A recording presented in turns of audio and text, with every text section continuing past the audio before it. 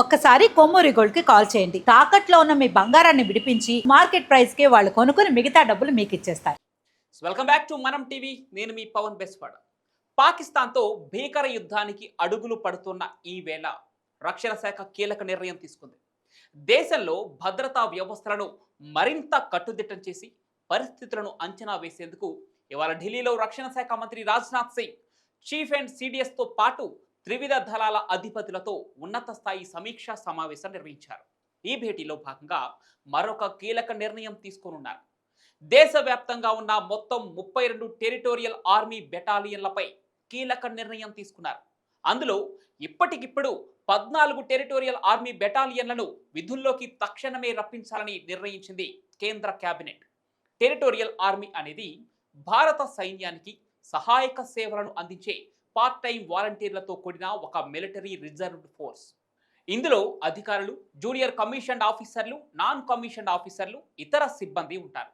వీరు భారత సైన్యంలోని వారితో సమానమైన ర్యాంకులను కలిగి ఉంటూనే పౌర వృత్తులను కూడా నిర్వహిస్తారు. ఇక టెరిటోరియల్ ఆర్మీ జాతీయ అత్యవసర పరిస్థితుల్లో రెగ్యులర్ ఆర్మీకి సహాయం అందించగలరు. ఈ దళం 1857లోని మొదటి స్వాతంత్ర సంగ్రామం నుంచి ఉంది. అయితే ఆ తర్వాత 1917లో ఇండియన్ డిఫెన్స్ ఫోర్స్ యాక్ట్ ద్వారా ఒక విడి సంస్థగా ఏర్పాటైంది. ఇక నేతాజీ సుభాష్ చంద్రబోస్, జవహర్లాల్ నెహ్రూ వంటి చారిత్రక వ్యక్తులు ఈ దళంలో భాగంగా ఉన్నారు. టెరిటోరియల్ ఆర్మీ సైనికులు సాధారణంగా పౌర ఉద్యోగాలు చేస్తూ అవసరమైనప్పుడు మాత్రమే సైనిక విధుల్లో పాల్గొంటూ ఉంటారు. 1962 చైనా భారత్ యుద్ధం సమయంలో ఈ టెరిటోరియల్ ఆర్మీని మొదటిసారిగా పెద్ద ఎత్తున రంగంలోకి దించారు.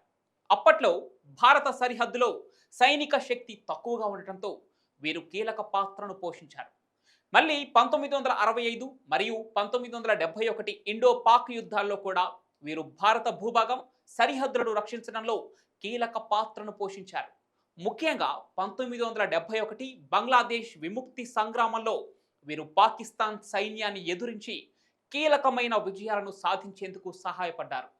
కార్గిల్ యుద్ధ సమయంలో కూడా టెరిటోరియల్ ఆర్మీ యూనిట్లు కీలక స్థాయిలో పనిచేశాయి.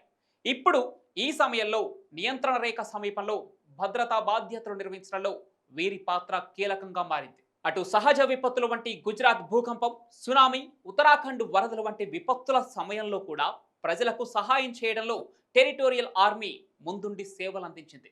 కాశ్మీర్, పంజాబ్, నార్త్ ఈస్టర్న్ రాష్ట్రాల్లో ఉగ్రవాదం, విప్లవ పోరాటాలను ఎదుర్కొనే సమయంలోనూ వీరు సివిలియన్ సైనిక శక్తిగా కీలక భూమికను పోషించారు. వీరి అంకిత భావం, త్యాగం భారత రక్షణ వ్యవస్థను మరింత శక్తివంతం చేస్తోంది.